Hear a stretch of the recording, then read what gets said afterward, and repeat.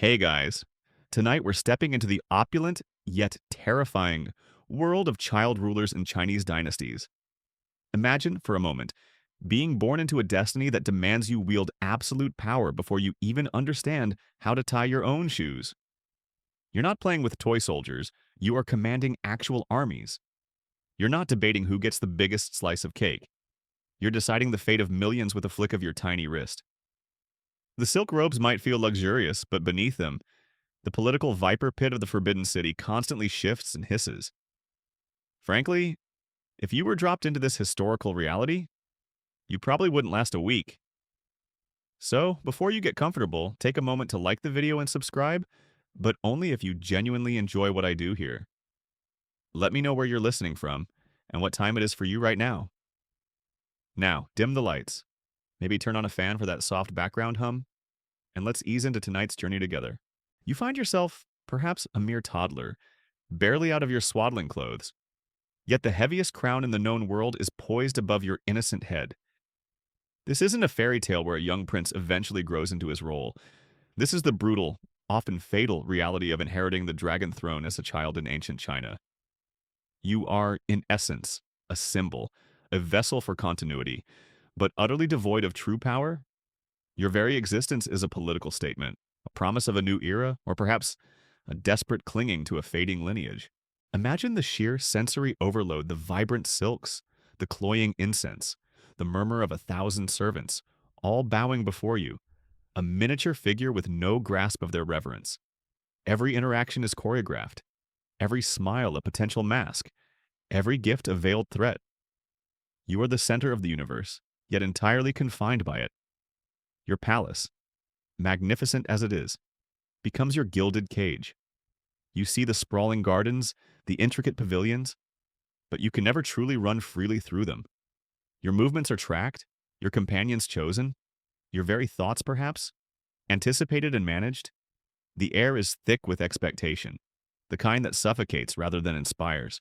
The common understanding of a monarch typically involves wisdom, experience, and strategic foresight. But you, as a child emperor, possess none of these. You are a blank slate, upon which the most ambitious and ruthless individuals in the empire seek to carve their own designs.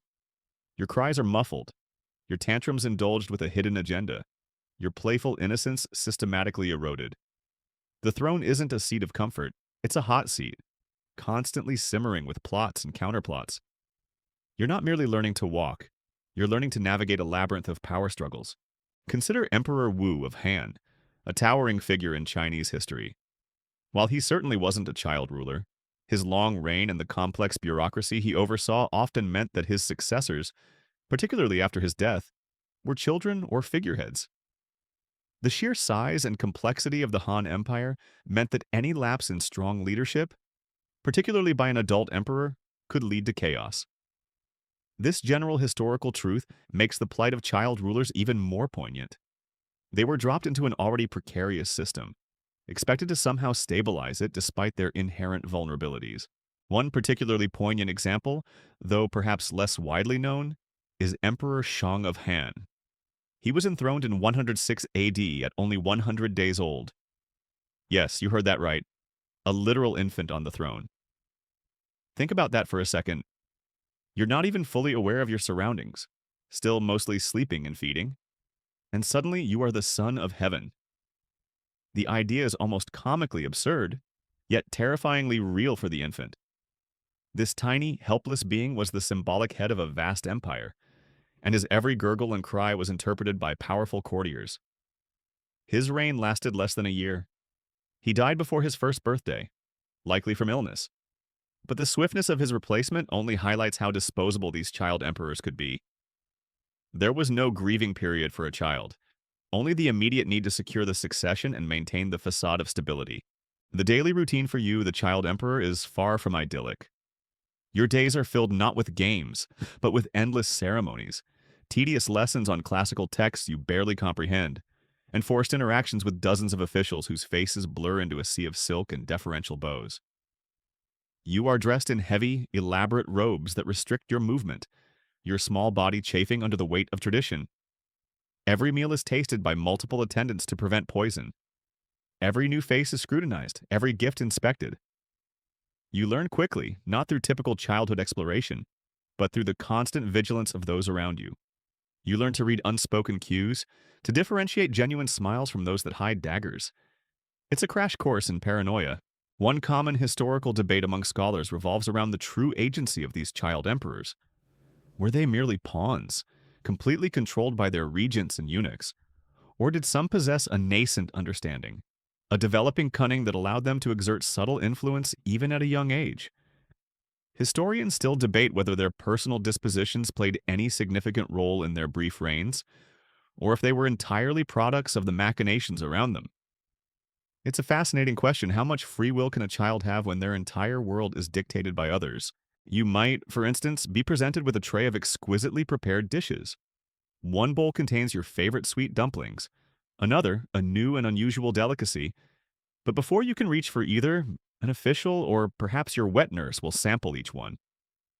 You watch, perhaps with a child's impatience, as they chew, swallow, and then offer a reassuring nod. Only then are you permitted to eat. This isn't about being spoiled, it's about survival. The food is delicious, but the lingering taste is always one of suspicion. It's a constant reminder that your very existence is a high-stakes game. This environment fosters a deep, intrinsic distrust, a lesson learned long before you understand the complexities of court politics. Even your toys, if you have them, might be carefully selected and monitored. No sharp edges, nothing that could be hidden, nothing that could provide a means of escape or rebellion. Your world is meticulously curated, designed to keep you compliant and, most importantly, alive, at least until you've served your purpose. And what is that purpose? To legitimize the power of those who truly hold the reins, to ensure a smooth transition, to be a temporary placeholder until a more suitable adult can be put on the throne, or until the regents have consolidated enough power to rule openly in your name. Think about the sheer loneliness of it all. You are surrounded by people, yet utterly alone. Your playmates are often chosen for their political connections, not for their ability to be genuine friends. Their loyalty is often to their own families, or to the factions that place them near you. You don't have the simple joys of a normal childhood, running in the dirt, scraping your knee and getting a comforting hug from a parent, or debating the merits of one toy over another with a true peer. Your childhood is a performance, and you are the reluctant lead actor. This forced maturity, this constant awareness of danger, strips away the innocence that most children enjoy. You might learn to read and write at an astonishingly young age, not because of a love for knowledge, but because it is a tool of survival. You absorb the complex rituals of court, the intricate etiquette, the proper ways to bow and speak, not out of respect, but out of necessity. You are a quick study in the art of feigned obedience, learning to nod and smile while your mind churns with questions you dare not voice. The court is a silent battlefield, and you are its most vulnerable pawn. And the pressure, the weight of ancestral spirits, the mandate of heaven, the expectations of an entire empire rest on your tiny shoulders. You are told you are divine, chosen by the heavens, yet you feel like a captive. You are taught that your family has ruled for centuries, and it is your duty to continue that legacy, even if it means sacrificing your own childhood, your own desires, your own life. This isn't just about inheriting a kingdom, it's about inheriting a crushing burden. You are constantly being reminded of your role, your duties, and the severe consequences of failure. Imagine the sound of the wind whispering through the palace eaves at night. It's not a comforting lullaby. Instead, it seems to carry the echoes of past conspiracies, of deposed emperors, of desperate cries. You might pull the silken blankets tighter around you, wishing for the simple safety of an ordinary home, a warm hug from a mother who isn't also a political strategist, or a father who isn't a figurehead or an absent memory. Your dreams, if you manage to find peaceful sleep, are probably haunted by the silent watchers, the knowing smiles, and the ever-present threat of change. The historical accounts often gloss over the personal suffering of these child rulers, focusing instead on the political ramifications of their reigns. But beneath the grand narratives of dynastic power plays lies the story of a child, robbed of their youth, thrust into an impossible position, and often ending their days in tragedy. This is not the stuff of bedtime stories in the traditional sense, but it is a poignant reminder of the true cost of power. You stir, perhaps from a fitful sleep, the heavy silk blankets doing little to ward off the chill of the vast palace chambers.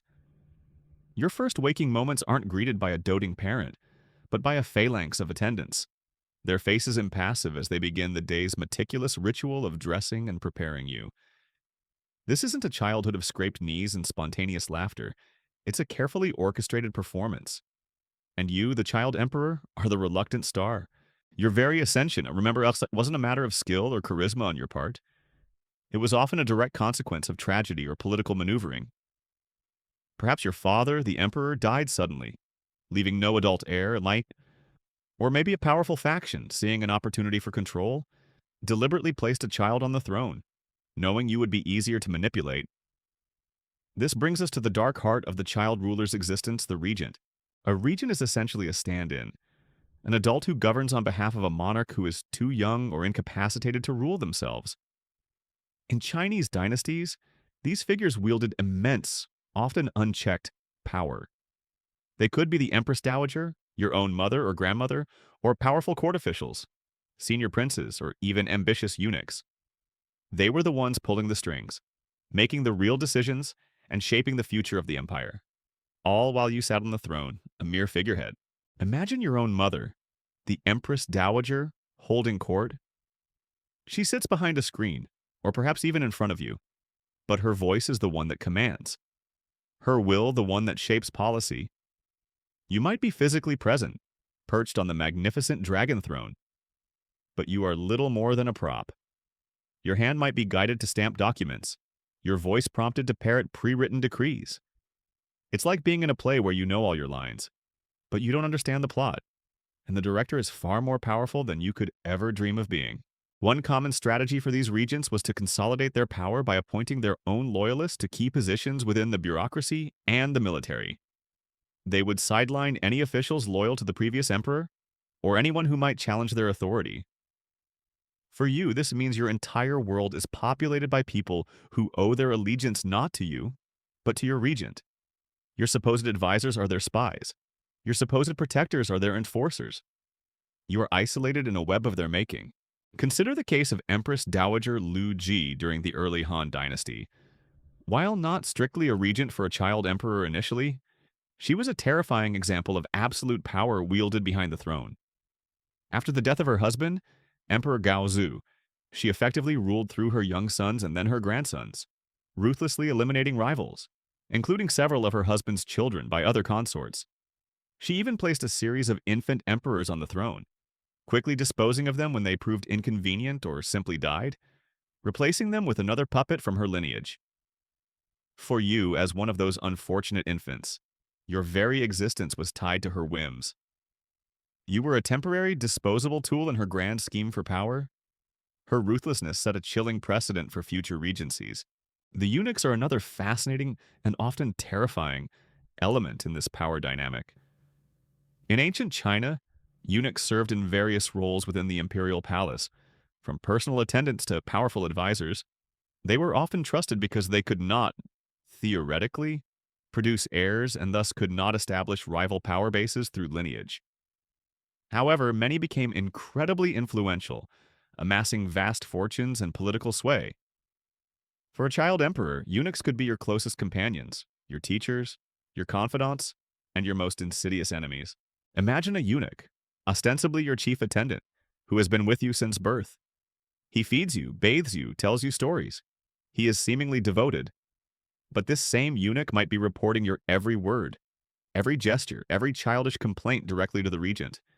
He might subtly guide your opinions, plant ideas in your head that serve the regent's agenda, or even in the darkest scenarios, administer slow poisons if you become too inquisitive or too inconvenient.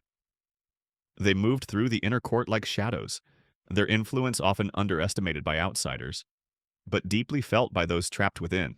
The infamous eunuch Zhao Gao from the Qing Dynasty, though serving an adult emperor, demonstrates the extreme extent of eunuch power and manipulation. He virtually controlled Emperor Qin Shi through deception and intimidation, eventually leading to the emperor's demise.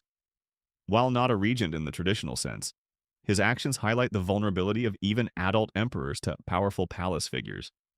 And how much more vulnerable a child emperor would be? You, a child, would be utterly at the mercy of such a figure, unable to distinguish genuine care from calculated control. The very education you receive is shaped by the regent's agenda. You are taught the classics, the rituals, the history of your dynasty, but often with interpretations that reinforce the regent's legitimacy and your own subservience. You are not encouraged to think critically or to question authority. Rather, you are trained to embody the role of emperor without actually exercising its power. It's like being given a beautifully crafted, highly detailed instruction manual for a complex machine, but you're only allowed to admire the pictures, not actually turn it on. Your days are filled with formal studies. You're learning about the mandate of heaven, the Confucian virtues, the proper way to conduct sacrifices to ancestors. All of this is incredibly important for an emperor. Of course. But who is teaching you? Are they scholars chosen for their wisdom, or for their loyalty to the regent? You're absorbing information, but it's filtered, carefully curated to shape you into the kind of emperor the regent wants you to be: compliant, traditional, and, most importantly, grateful for their guidance. It's like being given a meticulously prepared meal, but deep down, that every ingredient has been chosen to serve someone else's taste. There's a subtle yet constant psychological battle at play. The regent needs you to be alive and legitimate, but never truly powerful. They will shower you with luxuries, with attention, with every physical comfort. You have the finest silks, the most exquisite food, the grandest chambers, but these very comforts become part of the gilded cage. You are conditioned to a life of ease, making the thought of rebellion or self-sufficiency seem daunting, even impossible. It's a genius form of soft control, where the chains are made of gold. One fascinating detail that often goes unnoticed is the subtle art of face in the imperial court. Even a child emperor, as a symbol, had to maintain face, a concept encompassing dignity, prestige, and honor. The regents would meticulously ensure your public appearances were flawless, your every gesture regal, your words profound even if scripted. This was not for your benefit, but for theirs. A majestic-looking child emperor lent legitimacy to their rule, reinforcing the illusion of stable imperial power. So, you would be drilled in proper imperial deportment from a very young age, learning to sit with perfect posture, to nod gravely, and to utter polite platitudes, even if you'd rather be playing with toy soldiers. This brings us to a historical debate. To what extent did these child rulers truly comprehend their predicament? Did they, even at a young age, sense the manipulation, the constant threat? Or were they genuinely innocent, enjoying the trappings of power without understanding its terrifying undercurrents? Scholars still debate the psychological impact of such an upbringing. Given the scarcity of personal accounts from these extremely young emperors, did they live in a state of blissful ignorance or a quiet, simmering terror? We can only speculate. Your few friends in the palace are likely the children of high-ranking officials, or, more commonly, other children of the imperial family who are also pawns in the larger game. These interactions are not spontaneous. They are supervised, often formal, and always with an underlying awareness of status and political alliance. You never truly get to be just a child amongst other children. Every playdate is a networking event. Every game has unspoken rules dictated by the adults in the background. The sheer isolation is immense. The vastness of the palace, the thousands of servants, the constant presence of adults, none of it fills the void of genuine connection. Your parents, if they are even alive, are often distant figures, preoccupied with their own survival or power. Your wet nurse, perhaps the closest thing you have to a maternal figure, is still ultimately an employee, beholden to the regent. You are the ultimate lonely figure at the top, surrounded by sycophants and schemers. Even your physical health is a tool. A healthy, robust child emperor is a good sign for the dynasty, a symbol of its vitality. But a sickly child, or one who dies, provides an opportunity for a regent to replace you with someone even more pliant, or to solidify their own power. Thus, your health is meticulously monitored, but it's not out of pure parental love. It's a strategic asset. Every cough is noted, every fever a cause for political anxiety. Not just personal concern. You learn to be quiet, to observe, to listen. You understand that careless words can have dire consequences, not just for you, but for anyone you show affection towards. The closest thing you might have to a secret is a whispered thought to a trusted, loyal servant. But even then, you know it might be reported. This constant self-censorship, this early lesson in paranoia, shapes you. You grow up guarded, your inner world a fortress. It's a sad realization that the most powerful person in the empire is also one of its most vulnerable and controlled. Your existence as a child emperor is a bizarre paradox. You possess the ultimate title, the divine mandate, yet your actual life is one of profound restriction. You are not just confined by palace walls. You are confined by an invisible web of protocol, suspicion, and the constant machinations of those who truly hold sway. This brings us to the survival in the serpent's den, a daily struggle where every interaction is scrutinized, and even your closest companions could be spies. Imagine waking up to the soft rustle of silk as eunuchs and palace women glide into your chambers. They are there to dress you, bathe you, and prepare you for the day. But their hands, though seemingly gentle, might also be those that administer subtle medicines, perhaps to keep you docile, perhaps to monitor your health, or in the most sinister cases, to slowly weaken you. Every touch is a potential vector for control. You learn to be still, to observe, to not react, because even a childish complaint could be interpreted as a sign of defiance. Your meals are another arena of quiet tension. Plates piled high with delicacies, prepared by the finest Imperial chefs, are brought before you. But before you taste a morsel, a designated food taster, usually a trusted eunuch or palace woman, will sample each dish. They will chew slowly, swallow deliberately, and wait for a few moments, their eyes perhaps flickering to your face. Only when they give a silent nod of approval are you allowed to eat. This isn't just about preventing poison, though that is a very real threat. It's about constant vigilance. You are never truly alone, never truly safe, even when indulging in the simple act of eating. You pick at your food, perhaps not because you're full, but because the underlying tension has stolen your appetite. Consider the historical example of Emperor Guangxu of the Qing Dynasty. Though not a child in the earliest years of his reign, he was still a young boy when he ascended the throne and spent much of his life under the thumb of the formidable Empress Dowager Cixi. His palace life was meticulously controlled. Every meal, every interaction, every piece of information that reached him was filtered through Cixi's loyalists. He was essentially a prisoner in his own palace, his every move observed. For a truly young child emperor, this level of control would be even more absolute, a suffocating embrace from which there is no escape. You, as a child, wouldn't even grasp the full extent of this psychological warfare. You just feel the constant, heavy weight of surveillance. Your play is also a curated experience. You don't get to run wild, to pick up random sticks and pretend they're swords. Your toys are often elaborate, made of jade or intricately carved wood, but they are also designed to be safe, to offer no hidden dangers. Your playmates, if any are allowed, are carefully chosen children from politically aligned families, or perhaps the offspring of favored eunuchs. Their games are supervised, their conversations monitored. There's no genuine spontaneity, no true childhood mischief. It's like being in a very exclusive, very restrictive daycare where all the adults have hidden agendas. Even the simple act of sleep is not entirely yours. Your bedchamber, though grand, is never truly private. There are always guards outside, eunuchs on duty. Their silent presence a constant reminder that you are not truly alone, even in your dreams. The sounds of the palace, distant footsteps, whispered conversations, the rustle of silk, become the soundtrack to your childhood, a lullaby of quiet surveillance. You learn to fall asleep with the knowledge that even when your eyes are closed, someone is watching, someone is listening. One peculiar, lesser-known detail about these palace environments is the reliance on spiritual advisors.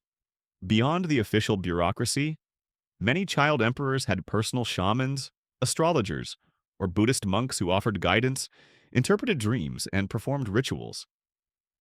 These figures often held considerable sway over the young emperor's mind, sometimes genuinely offering comfort, but just as often, acting as another conduit of control for the regent, subtly influencing the child's beliefs and fears to serve political ends. It's like having a therapist whose notes are immediately passed on to your most powerful enemy. The language you use is also critical. You are taught formal court language, polite address, and respectful terms. But more importantly, you learn the art of doublespeak, the subtle nuances of conveying meaning without directly stating it. You learn to speak in platitudes, to echo the opinions of your regent, to avoid controversial topics. Your words become carefully constructed facades, revealing little of your true thoughts or feelings. You become a master of veiled politeness, a skill that serves you in the dangerous dance of the court. Historians still debate the extent to which these child rulers were aware of their own precarious positions. Did they understand the concept of a puppet emperor from a young age, or did they only come to this realization as they matured, gradually comprehending the gilded cage they inhabited? It's a complex question because their early lives were so utterly devoid of normal experiences that their perception of reality itself might have been skewed. Were they truly ignorant, or were they simply too powerless to act on their dawning awareness? Your daily lessons are relentless. You are drilled in the Confucian classics, the historical precedents, the rituals of state. But these lessons are not about expanding your mind. They are about embedding within you the values that maintain the existing power structure. You are taught obedience, filial piety especially towards the regent, and the importance of stability above all else. Any spark of independent thought, any curiosity that deviates from the prescribed curriculum is gently, but firmly, redirected. It's intellectual conditioning, not genuine education, and the pressure of your lineage. You are constantly reminded of the centuries of emperors who came before you, the sacred duty you bear, the mandate of heaven that flows through your veins. This immense spiritual and historical burden is placed on shoulders barely capable of holding up a toy.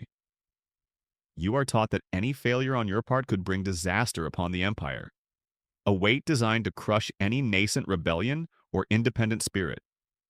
It's a psychological weapon, a constant reminder that your personal desires are irrelevant compared to the vastness of your duty. Even your gestures and expressions are coached. You learn the appropriate imperial nod, the subtle tilt of the head that conveys approval or disapproval, the impassive gaze that reveals nothing. You are a living statue, a symbol of majesty, carefully sculpted by the hands of your regents. You rarely get to genuinely smile, genuinely frown, or express true emotion without it being interpreted, analyzed, and often used against you. It's a life lived behind a mask, where the real you is carefully hidden away. You might occasionally glimpse the world beyond the palace walls, perhaps through a window, or during a highly choreographed imperial procession. You see the bustling markets, the ordinary people, the vibrant life that exists outside your golden prison. It must feel like looking at another planet, a world you are theoretically meant to rule, but which you can never truly touch or experience. This detachment from the common people only further isolates you, making you even more reliant on the filtered reality presented by your regents. It's like watching a movie of a normal life, knowing you're trapped in a never-ending, high-stakes reality show. The relationships you do form, even with other children of the imperial court, are always tainted by power dynamics. Who is in favor, who is out of favor, whose family is ascendant, and whose is declining. You learn to navigate these subtle currents, to be wary of those who praise you too much, and to fear those who are too quiet. It's a harsh lesson in human nature. Learn it at an age when most children are still learning to share. You become adept at reading faces, at discerning hidden motives, because your survival depends on it. Your only true solace, perhaps, lies in the quiet moments, late at night, when the palace finally settles into a deceptive calm. You might lie in your vast bed, staring up at the ornate ceiling, dreaming of a simpler life, a world where you are just a child, free from the crushing weight of a crown and the ever-present threat of those who would wield it through you. But even these fleeting moments of peace are fragile, easily shattered by a creaking floorboard or a rustle outside your door reminding you that the serpent's den never truly sleeps.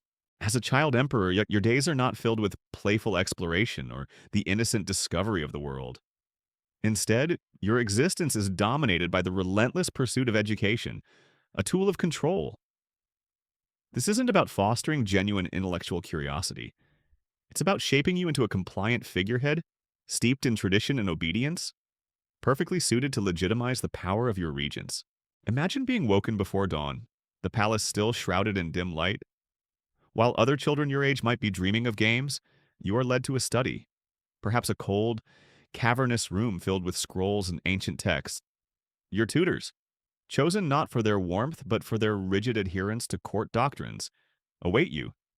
They are often stern, unsmiling men, eunuchs or highly disciplined scholars, whose primary loyalty is to the regent who appointed them. Their mission is not to enlighten you, but to indoctrinate you. Your curriculum is overwhelmingly focused on the Confucian classics, the Analects, the Book of Documents, the Book of Rites. These texts are not presented as sources of philosophical debate, but as absolute truths, immutable laws governing society, and imperial conduct. You are taught filial piety, not just towards your parents, but, crucially, towards the elders and figures of authority who now surround you. Obedience, hierarchy, and stability are hammered into your young mind, concepts designed to ensure you never challenge the established order.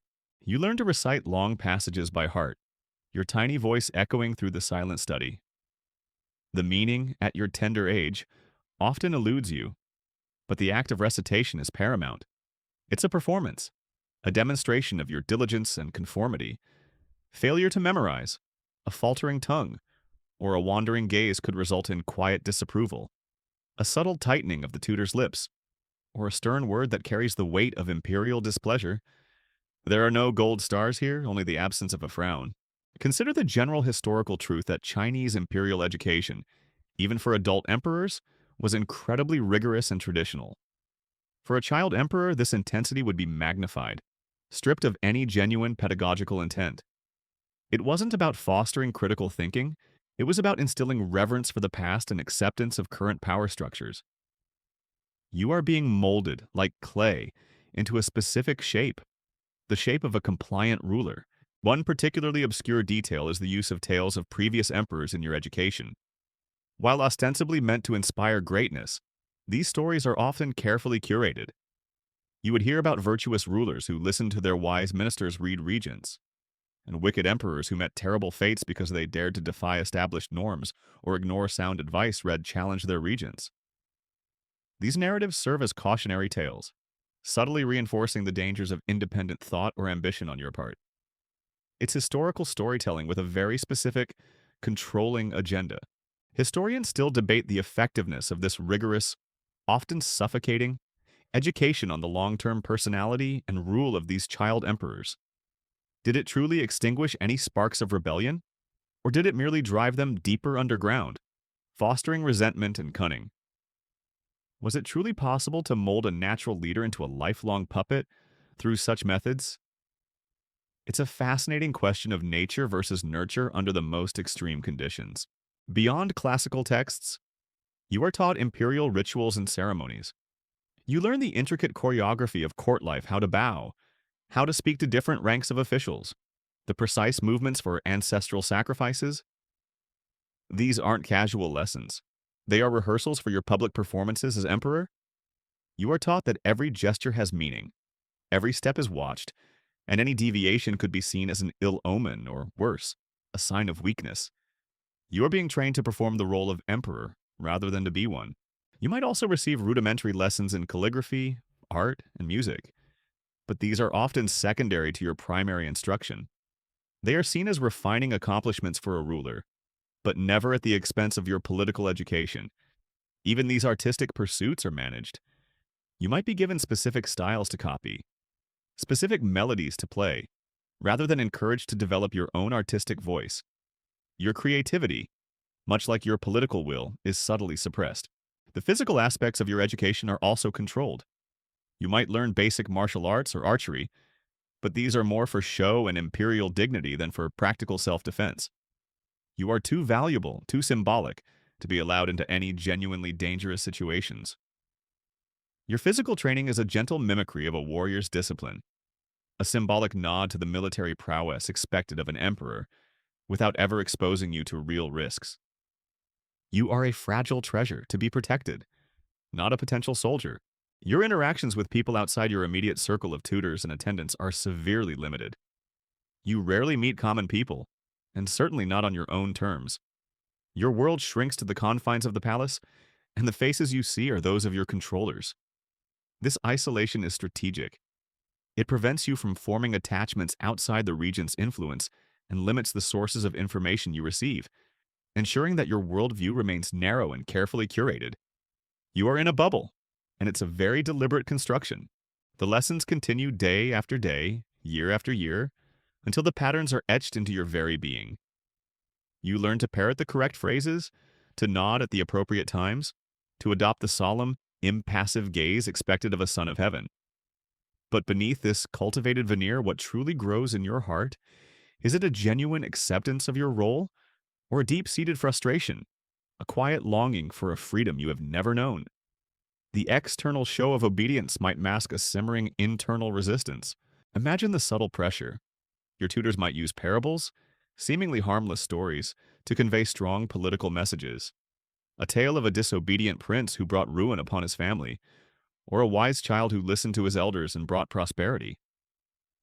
These stories are delivered with a soft voice, perhaps during a moment of supposed relaxation, but their true intent is clear: conform or suffer the consequences. It's like listening to a bedtime story that doubles as a stern warning. This constant reinforcement of obedience means you are not truly allowed to make mistakes. In a normal childhood, mistakes are learning opportunities. For you, mistakes could be perceived as challenges to authority, signs of weakness, or even ill omens. The pressure to be perfect, to conform to the ideal of the wise child emperor, is immense, fostering a deep-seated anxiety and a fear of stepping out of line. You learn to hide your imperfections, to present an unblemished facade to the world. So, while your contemporaries outside the palace walls are learning through trial and error, through exploration and play, you are learning through strict adherence, through rote memorization, and through the constant, unspoken threat of disapproval. Your education is less about enlightenment and more about embodiment, embodying the ideal, controllable emperor that your regents desperately need you to be. It's a brutal truth: your mind, much like your body, is not entirely your own. As a child emperor, your education, your daily life, even your food, are all meticulously controlled. But perhaps one of the most chilling aspects of your existence is the way your personal relationships, especially marriage, are weaponized. You are thrust into a world of child brides and political pawns, where imperial women, from empresses to concubines, are used as bargaining chips in the ruthless game of dynastic power. Imagine, you are barely a teenager, perhaps even younger, when you are informed of your impending marriage. This isn't a matter of love or personal choice. It is a cold, calculated political alliance. Your bride, often a girl not much older than yourself, is chosen not for her charm or intellect, but for her family's influence. She might be the daughter of a powerful general, a cunning minister, or a rival faction leader. Her arrival in the palace is not a joyous occasion, but a strategic maneuver. Your marriage is more of a state affair, a public spectacle designed to solidify alliances and project an image of continuity. The ceremonies are elaborate, centuries-old rituals that you dutifully perform, guided by stern eunuchs and palace women. You walk through vast halls, clad in heavy, uncomfortable robes, aware that every eye is on you, and on the young girl walking beside you, equally burdened by the weight of expectation. It's like playing dress-up, but the stakes are the fate of an empire. The young empress, your wife, is herself a pawn. She has been raised in a similar environment of strictures and expectations. Her family has meticulously trained her to be a suitable imperial consort, to understand palace etiquette, and to navigate the treacherous waters of court politics. Her primary duty is not to be your loving companion, but to represent her family's interests and, most crucially, to produce an heir, a male heir. Consider the general historical truth that imperial marriages in China were almost exclusively political. Love matches were rare, and personal feelings were irrelevant compared to the need for alliances and the production of a legitimate successor. This was true for adult emperors, but for child emperors, who lacked any real personal agency, the situation was even more stark. They were too young to even comprehend the complexities of the political bonds being forged through their unions. One particularly poignant and often overlooked detail is the silent rivalry that immediately blossoms between the empress and your birth mother, if she is still alive and powerful, or your current regent. The Empress's family will try to gain influence through her, potentially challenging the regent's power. Your new wife, even if she is a child, becomes a new focal point for palace intrigue. You are caught in the middle, a bewildered child watching powerful women engage in a quiet, but deadly, battle for supremacy, often using you as their battleground. It's like being the only kid in a playground where all the adults are silently plotting against each other over who gets to push the swing. Historians still debate the emotional toll these forced, strategic marriages took on the young rulers and their equally young consorts. Were they capable of forming genuine bonds despite the circumstances? Or were their relationships permanently warped by the political pressures? Did any affection ever grow between these imperial children? Or was it always overshadowed by their roles as pawns? We have very few personal accounts, making their inner lives a subject of ongoing speculation. Beyond the empress, there are also the concubines. These young women, often from less prominent families or sent as tributes from conquered territories, are brought into the palace to further ensure the production of heirs and to satisfy the emperor's needs, even a child emperor's needs, which are often symbolic rather than physical at such a young age. Each new concubine represents another potential power player, another family seeking to gain influence, another mouth to feed in the gilded cage. You, the child emperor, are expected to perform your duties, including the duty of fathering children, even if you are physically incapable or emotionally unprepared. The imperial lineage is paramount. The continuation of the dynasty rests upon your small shoulders. If you fail to produce an heir, or if the empress produces only daughters, the pressure intensifies. This is a burden that weighs heavily, a constant reminder of your primary purpose, far beyond any personal desire or inclination.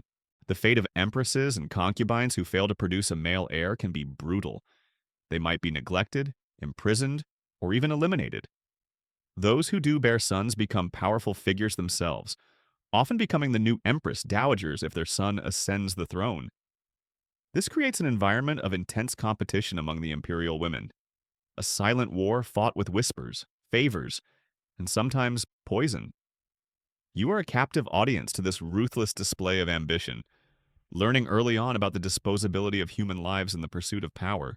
Imagine the subtle manipulations. An older concubine might try to gain your favor with gifts or sweet words, not because she genuinely cares for you, but because your preference could elevate her status or that of her family. You might feel a flicker of genuine connection, a desire for warmth, only to realize later it was a calculated move. This teaches you to be wary of affection, to view every kind gesture with suspicion. Sometimes the child empress herself or her family might become too powerful, posing a threat to the regent. In such cases, the regent might take drastic measures. The young empress could be deposed, or worse, quietly removed from the palace entirely. Her fate sealed by the unseen hands of power. Your wife, your supposed partner, can disappear as quickly as she arrived, leaving you with another stark lesson in the fleeting nature of loyalty and the ruthlessness of the imperial court. It's like having a new toy, only for it to be arbitrarily taken away because it poses a threat to the adult in the room. The emotional impact on you, the child emperor, is profound. You learn that relationships are not built on trust or affection, but on utility and power. Everyone around you has an agenda. Your wife is a political tool, her family a rival, and her children potential heirs or threats. This constant understanding that your most intimate connections are transactional strips away any hope for genuine human warmth, leaving you emotionally isolated and deeply cynical from a very young age. Even the process of selecting concubines is a dispassionate affair. Young girls from across the empire are paraded before court officials, their physical attributes scrutinized, their family backgrounds meticulously vetted. It's a cattle call, designed to find the most suitable candidates for producing heirs, rather than for personal compatibility. You might be present for these selections, a silent observer to the commodification of young lives, further cementing your understanding of the cold realities of imperial power. So, while the outside world might romanticize the idea of an imperial marriage, for you, the child emperor, it is just another facet of your gilded prison. Your spouse is a pawn, your children are strategic assets, and every personal interaction is colored by the chilling shadow of political maneuvering. It's a harsh lesson in the brutal truth that in the imperial palace, even love is a luxury you cannot afford. Your life, from the moment you ascended the throne, has been a carefully constructed illusion, a performance orchestrated by powerful regents. But what happens when the illusion shatters? When the puppet dares to pull its own strings? This brings us to the chilling reality of the shadow of usurpation, where the constant threat of being overthrown, often by those closest to you, hangs like a guillotine blade over your childish head. Imagine you're barely out of your teenage years, perhaps just beginning to grasp the complex machinations of the court, when whispers start to reach your ears, whispers of plots, of factions gathering strength, of your own regent beginning to chafe under the pretense of ruling through you. They've tasted power, and now they want it for themselves, openly and without the inconvenience of a child emperor on the throne. The most common threat of usurpation comes from your own regents. The Empress Dowager, your mother or grandmother, who initially protected your claim, might decide you are no longer pliable enough. Or a powerful minister, who has amassed vast influence in your name, might see you as an impediment to his ultimate ambition. The very people who seemingly raised and protected you are often the ones who ultimately seek to cast you aside. It's like being raised by a pack of wolves, only to realize you were always meant to be their next meal. The methods of usurpation are varied and brutal. Sometimes it's a forced abdication, where you are pressured, through veiled threats or outright intimidation, to relinquish your throne. You might be confined to a remote palace or a secluded temple, living out your days as a forgotten prisoner, stripped of your title and dignity. This is considered the kinder option, a mere political assassination rather than a literal one. More often, however, it is far more violent. A coup d'etat, often orchestrated under the cloak of night. Loyal guards are bribed or killed. Your few remaining personal attendants might be summarily executed. You, the child emperor, might be woken abruptly, dragged from your bed, and faced with the terrifying reality of armed men in your chambers. The elaborate silks and grand architecture of the palace suddenly feel like the cold, hard walls of a tomb. Consider the general historical truth that Chinese dynastic history is rife with usurpations. The mandate of heaven, which legitimizes an emperor's rule, could theoretically be revoked if the emperor proved to be an ineffective or unjust ruler. However, for a child emperor, this justification was often a flimsy excuse for ambitious courtiers to seize power. The concept was often bent and twisted to fit the political needs of the moment, justifying brutal takeovers. One particularly poignant example, though perhaps less widely known due to his young age, is the tragic fate of Emperor Shao of Han Liu Gong. He was the second emperor of the Western Han Dynasty, enthroned as an infant. His reign was entirely dominated by Empress Dowager Lu Ji, the ruthless regent we discussed earlier. When he eventually grew old enough to vaguely understand that his mother was not the Empress Dowager, but another woman who had been murdered by Lu Ji, and reportedly made a childish remark about seeking revenge when he grew up, Lu Ji swiftly had him secretly imprisoned and then publicly announced his deposition. Shortly thereafter, he was executed. His innocent words sealed his fate. A stark reminder that even a child's nascent understanding could be a death sentence. Historians still debate the specific psychological impact of growing up with this constant, unspoken threat.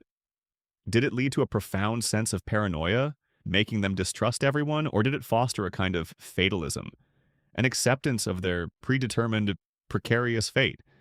The inner lives of these young rulers remain largely opaque, but the external events paint a grim picture of perpetual danger. The methods of elimination could also be insidious. Poison, administered slowly over time, or suddenly in a meal. An illness that sweeps through the palace, conveniently taking only the young emperor. An accident, a fall, a drowning. The official records would often attribute these deaths to natural causes, but the whispers in the palace would tell a different story. You learn to be wary of every cup of tea, every comforting hand, every seemingly innocuous gesture, even if you survive the immediate threat. The long-term consequences are dire. If deposed, you lose not only your throne, but often your freedom, your family, and your very identity. You might be reduced to a commoner, or worse, a political prisoner. Your former majesty a cruel memory? The shift from divine ruler to forgotten captive is swift and absolute. It's like going from being the lead actor in a grand play to being locked in the prop closet. Forgotten and irrelevant. The very concept of a child emperor creates an inherent instability. Power abhors a vacuum. When the nominal ruler is too young to truly rule, others will inevitably rush in to fill that void. This dynamic creates a constant tension, a simmering pot of ambition that can boil over at any moment. You are not a solution to a problem. You are the cause of a problem. From the perspective of those who crave unchallenged authority, the people around you too live under the shadow. Your loyal servants, if any exist, know that supporting you could lead to their own demise if a coup succeeds. This fosters an environment of self-preservation, where loyalty is a luxury few can afford. They will abandon you if it means saving their own skins, a bitter lesson in human nature that you learned far too early. Consider the role of the military. Control of the Imperial Guard or the loyalty of key generals is paramount in any usurpation. The regent will ensure their loyalists command these forces, while you, the child emperor, are kept far from any military influence. You might review parades or wear ceremonial armor, but you are never truly in command. Your power is symbolic, not martial, making you incredibly vulnerable. The whispers, the glances, the sudden changes in court personnel, these are the harbingers of danger. You learn to read these subtle cues, to sense the shifts in power, even if you don't fully understand their implications. A new face in your personal retinue? A senior official suddenly absent? A change in the tone of your regent's voice? These are all signs that the ground beneath your throne is shifting. It's like living in a house where the floorboards constantly creak, and you never know which one will give way. And what about your own survival instincts? Do you, as a child, possess any? Perhaps a natural cunning, a nascent ability to play along, to feign ignorance, to try and stay below the radar. Or perhaps the innocence of childhood renders you utterly defenseless, an easy target for the predators of the court. The historical records rarely tell us of the emotional strategies these children employed to cope with such extreme pressure. Ultimately, the shadow of usurpation defines your reign. It is the constant, underlying hum of fear that permeates your entire existence. Every day you wake up on the dragon throne is a day you have, miraculously, survived. But the threat never truly disappears. It waits, patiently, for the moment you become too inconvenient, too independent, or simply too old for your regent's comfort. Your life as a child emperor has been a meticulously crafted tapestry of control, from your education to your marriages, all designed to keep you a pliable figure. But within this suffocating web, there are rare, fleeting moments, brief flares of agency, when you, the young ruler, might attempt to assert your own will, to pull your own strings, often with disastrous, or at best, ineffective results. Imagine a moment. Perhaps when you are a young teenager, you've grown beyond the earliest, most helpless years and a nascent understanding of your true position. The disparity between your title and your power begins to dawn on you. You see your regent making decisions you believe are unwise, or perhaps you witness an injustice perpetrated by one of their favored officials. A spark of defiance, a flicker of outrage ignites within you. Your first attempts at agency might be incredibly subtle, almost imperceptible. Perhaps you choose to speak to a particular servant for longer than usual, or you ask an unexpected question of a tutor, one that challenges the established narrative. You might subtly delay signing a decree or express a mild preference for one official over another, testing the boundaries of your regent's control. These are the tiny acts of rebellion, born of a growing awareness. It's like a bird in a gilded cage, testing the strength of the bars with a tentative peck. The problem, of course, is that your every move, every word, is monitored. Your regent, or their vast network of spies among the eunuchs and palace women, will quickly detect any deviation from your prescribed behavior. Your attempts at agency are immediately noted, analyzed, and often swiftly suppressed. The subtle pressure to conform intensifies, and you might find your trusted servant suddenly reassigned, your preferred official quietly dismissed, or your tutor delivering a particularly pointed lesson on the dangers of independent thought. Consider the general historical truth that any emperor, even an adult, faced immense checks and balances in the Chinese imperial system, particularly from powerful ministers, eunuchs, and the imperial censorate. For a child emperor lacking a personal power base, the challenges to asserting real authority were almost insurmountable. Your every move was effectively preempted or countered. One specific, and rather dramatic example of a young ruler's desperate attempt at agency comes from the Zhengde emperor of the Ming Dynasty. While he was not a child when he ascended, he was 14. He spent much of his youth controlled by powerful eunuchs. As he grew older, he rebelled against their strictures not by wise governance, but by seeking personal freedom and indulgence. He created his own animal farm within the palace, built a replica brothel, and famously indulged in military campaigns that he personally led, sometimes with reckless abandon. While this was a form of agency, asserting his will against the confines of the court, it was also a deeply irresponsible and ultimately disastrous one for the empire. His personal quest for freedom led to misgovernance and instability. For you, a younger child emperor, any such rebellious inclinations would be far more easily contained and crushed before they could manifest in such extreme ways. His actions illustrate what could happen if a child emperor truly broke free, but also how rare and fraught such an event was.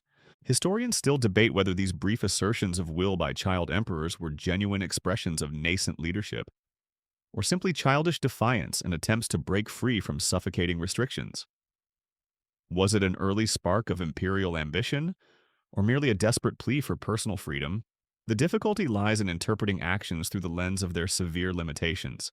Your more overt attempts at agency might manifest as a sudden declaration, a demand to see a specific document, or a direct order to an official without consulting your regent. You might, in a moment of youthful impetuosity, try to dismiss a favored eunuch of the regent or question a policy decision during a formal audience. Such moments are met with immediate, chilling reactions. The official might politely defer, citing protocol. The eunuch might bow deeply, promising to consider your wishes, while secretly reporting your audacity. The consequences for these flares can be severe. You might find yourself subject to stricter surveillance, more intense guidance from your tutors, or even a public rebuke from your regent, reminding you of your place. Your personal allowances might be curtailed, your favored companions removed. The message is clear, deviate, and you will suffer. These punishments are not physical beatings, but rather a tightening of the psychological chains that bind you. The ultimate goal of the regent is to maintain control and stability, and your sudden assertiveness, however minor, threatens that. They are playing a long game, and any sign of independent thought from you is a risk that must be neutralized. They will subtly, or not so subtly, remind you of your dependence, your youth, and the immense power they hold over you. It's a cruel game of cat and mouse, where you are always the mouse, and the cat has all the advantages. Sometimes, your brief moment of agency might be a desperate plea. Perhaps you try to appeal to a seemingly sympathetic official, someone you believe might genuinely have your interests at heart. You might whisper a complaint or subtly express a wish. But even these appeals are often intercepted or misinterpreted, twisted to serve the regent's narrative. The official might feel genuine pity, but their own survival depends on their loyalty to the current power structure. They will report your words, and your vulnerability will only be used against you. One fascinating yet grim detail is how the regent might even encourage minor, harmless acts of agency to create an illusion of control for you. For instance, you might be allowed to choose the color of your robes for a minor ceremony, or pick a specific type of fruit for your dessert. These trivial choices are designed to give you a sense of personal freedom, a false sense of power, while all the truly important decisions remain firmly in the regent's grasp. It's like being allowed to choose which flavor of ice cream you want, while someone else decides whether you even get to eat it. Historians still debate the true motivations behind any attempts at agency by these young rulers.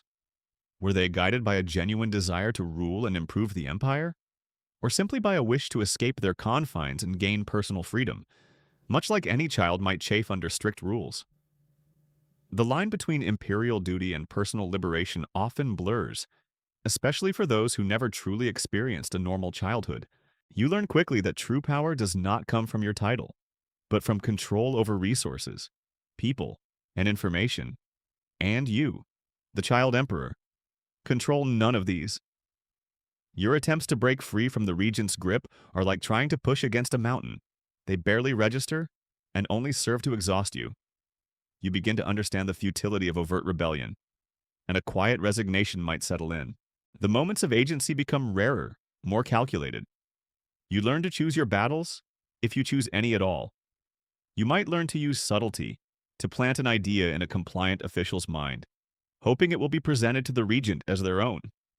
This is a far cry from the direct, fearless actions of an adult emperor, but it is, perhaps, the only form of power available to you.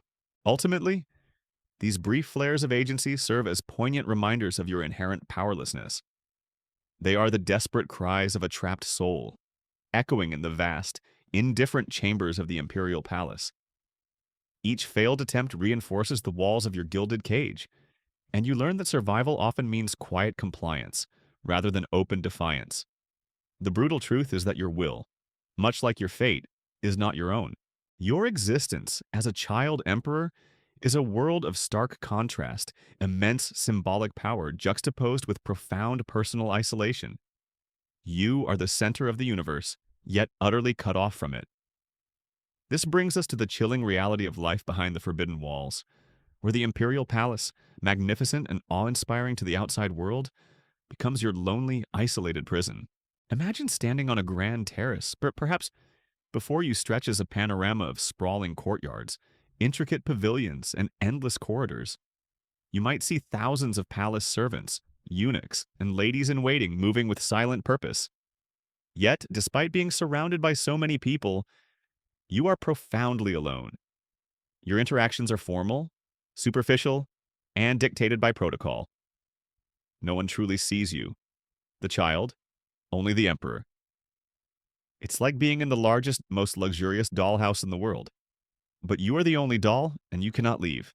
The palace walls are not just physical barriers, they are social and emotional ones too. You are forbidden from interacting with commoners, from experiencing the bustling life of the city, from understanding the daily struggles of the people you supposedly rule. Your understanding of the empire is filtered through carefully curated reports, biased advice, and the limited perspectives of your regents and their loyalists. You are trapped in an echo chamber, where dissent is silenced and reality is carefully managed. Consider the general historical truth that Chinese imperial palaces, like the Forbidden City, were immense, self-contained cities within cities. They were designed to project power and grandeur, but also to isolate the emperor from external influences, both good and bad. For a child emperor, this isolation was absolute, creating a deeply skewed perception of the world. One particularly poignant and often overlooked detail is the lack of genuine play. While you might have elaborate toys made of jade or gold, you lack the spontaneous, imaginative play that is crucial for childhood development. Your games are often solitary, or if with others, they are structured, observed, and devoid of true freedom. There are no impromptu adventures, no climbing trees, no getting dirty in the mud. Your childhood is a series of controlled activities, not joyful explorations. It's like having every video game imaginable, but you're only allowed to play the tutorial. Historians still debate the long-term psychological effects of such extreme isolation on these child rulers. Did it lead to stunted emotional development, making them withdrawn or socially awkward, or did it foster an inner resilience, a deep self-reliance born of necessity? The lack of personal accounts from these early years makes it difficult to ascertain the true impact on their personalities. Your closest companions, as we've discussed, are often eunuchs and palace women. While some might develop genuine affection for you, their primary loyalty remains to the powerful figures who control their lives. The regent, they are your caretakers, your teachers, your constant shadows. They see your vulnerabilities, your fears, your moments of weakness, but they also report them, ensuring that your every private moment is subject to scrutiny. It's a relationship built on inherent distrust, even if there are moments of warmth. The sheer silence can be deafening. Despite thousands of people, the palace often operates with a chilling quietude, punctuated only by the rustle of silk robes, the soft murmur of voices, or the distant echoes of ceremonial drums. The vibrant, chaotic sounds of a normal city street are alien to you. This enforced quiet reflects the stifling control that permeates every aspect of palace life, reinforcing the feeling of being trapped in a meticulously ordered, yet lifeless, machine. Your understanding of the outside world comes from maps, from official reports, and from the carefully selected tutors who teach you history and geography. But these are abstract concepts. devoid of sensory experience. You can read about rice paddies or mountain ranges, but you have never felt the mud between your toes or breathed the crisp mountain air. The vastness of your empire is merely an intellectual concept, not a lived reality. This disconnect makes it incredibly difficult to truly empathize with your subjects or understand their needs. Even communication is isolated. You might send out edicts, but they are drafted by your regents and scribes, merely stamped with your imperial seal. When petitions arrive, they are vetted, filtered, and often rewritten before they reach your attention. You don't engage in direct dialogue with your people, you engage in a mediated monologue, where your voice is borrowed and their pleas are often distorted. The concept of a family is also warped behind these forbidden walls. Your mother, if she is the regent, is a figure of immense power and political ambition, rather than a purely nurturing presence. Your siblings, if any, are often rivals for favor or pawns in their own right. True familial bonds are often sacrificed at the altar of dynastic survival and political maneuvering. There's little room for unconditional love when everyone is constantly vying for position. One lesser-known detail is the sheer waste and extravagance within the palace, even during times of hardship for the common people. While your subjects might be suffering from famine or war, the palace kitchens continue to churn out lavish feasts. The tailors' workshops create new silks, and the imperial gardens are meticulously maintained. You, the child emperor, witness this opulence daily, completely detached from the suffering outside. This further entrenches your isolation, making the concerns of your people feel distant and unreal. It's like living in a five-star hotel during a natural disaster, completely unaware of the chaos outside. Historians still debate whether this profound isolation fostered a sense of detachment in adult emperors who ascended as children, making them less empathetic rulers, or if it sometimes led to a deep, perhaps naive, desire to understand the world beyond their walls once they gained true power. The effects are complex and likely varied from individual to individual. Your only true freedom perhaps lies in your imagination, in the quiet corners of your mind.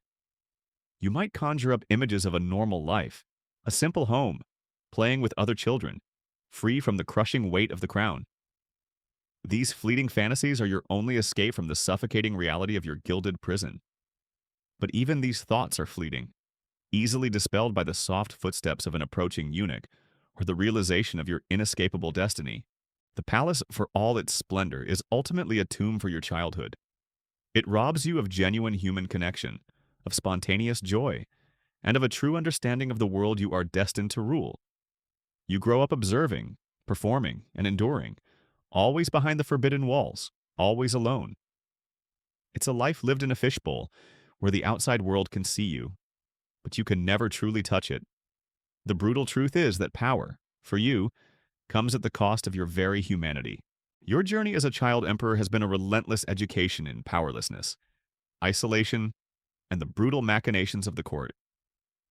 But beneath all the personal tragedy and control, there lies an even greater crushing force, the weight of a dynasty.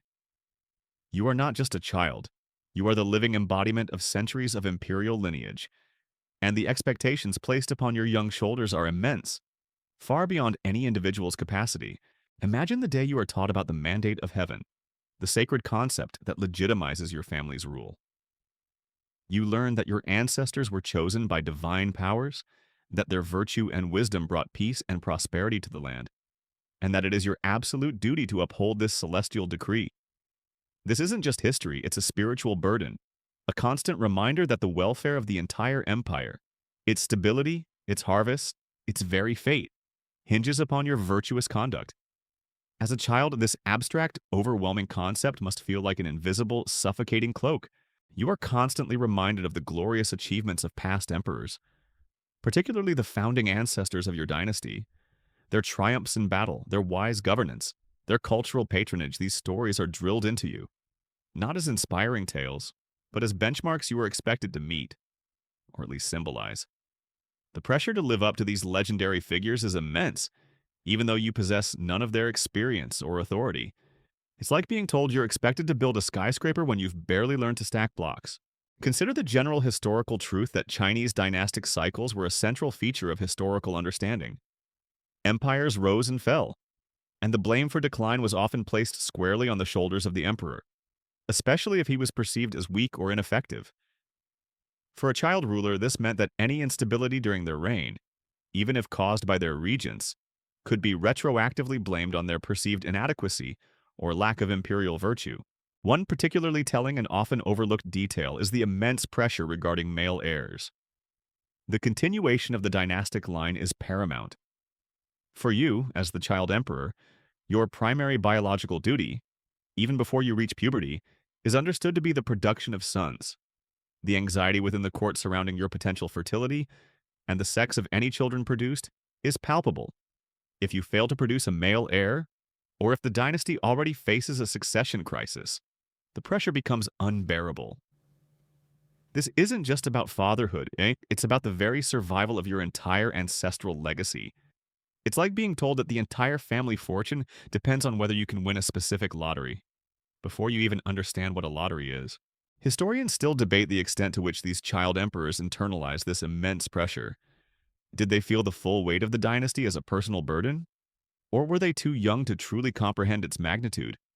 Seeing it more as an abstract concept, was the external pressure so overwhelming that it crushed any personal aspirations they might have had? Or did it ignite a desperate desire to fulfill their role despite the odds? Your daily life is filled with rituals and ceremonies that constantly reinforce this dynastic weight. You participate in ancestral sacrifices, bowing before tablets of your forebears, offering incense and prayers. These are not merely symbolic acts. They are believed to be crucial for maintaining harmony between heaven, earth, and the human realm. Your every movement in these ceremonies is prescribed, your every word rehearsed, because any error could be seen as an affront to your ancestors and an omen of doom for the dynasty. Even your leisure activities, if they exist, are often tied to imperial tradition.